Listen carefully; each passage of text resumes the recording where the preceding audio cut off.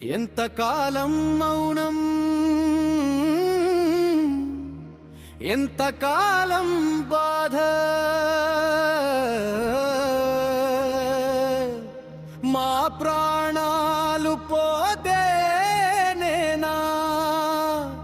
మీకు వినిపించేది?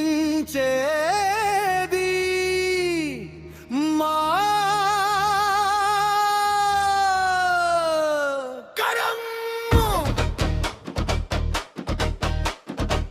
ఎవరు చంపారు ఈ వ్యవస్థే? ఎవరు బాధ్యులు? ఈ ప్రభుత్వమే.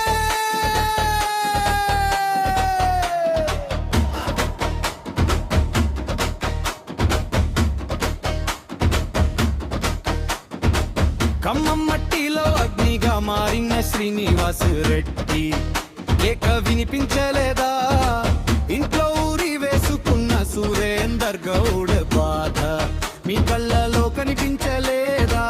ఒకరు కాదు ఇది హెచ్చరిక, ఇద్దరు కాదు ఇది చరిత్ర. శంకర్ గౌడ అగ్నిగా లేచడు, మా కోపానికి రూపం ఇచ్చడు. బెత్తో కాదు అది కార్మికుడి గుండె రక్తం. ఇంకా మౌనం లేదు, ఇంకా భయం లేదు. చక్రం తిప్పేది మనమే, రాష్ట్రమే నడిపేది మనమే. మమ్మల్ని కాల్చితే చూస్తామా, గట్టిగా ఎదురిస్తా. మా ప్రాణం చవక కాదు, మా హక్కు తప్పదు.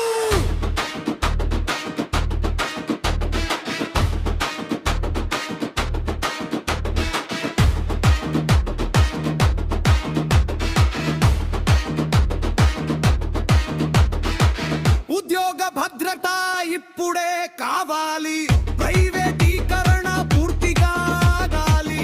జీతం సమయానికి రావాలి, కార్మికుడికి గౌరవం రావాలి. హక్కులు ఇవ్వాలి,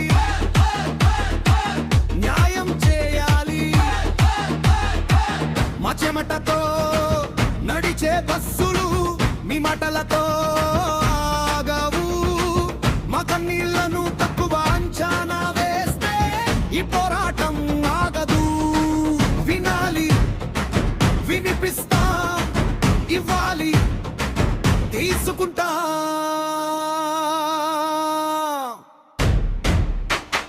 ఒక్క శంకర్ కాదు, వేల శంకర్లు లేస్తున్నారు. ఒక్క అగ్ని కాదు, దేశం మొత్తం మండుతోంది. అమరుల రక్తం వృథా కాదు, కార్మికులైక్యతే శక్తి. పోరాటమే మార్గం, గెలుపే లక్ష్యం. శ్రీనివాస్ రెడ్డి అమరుడు.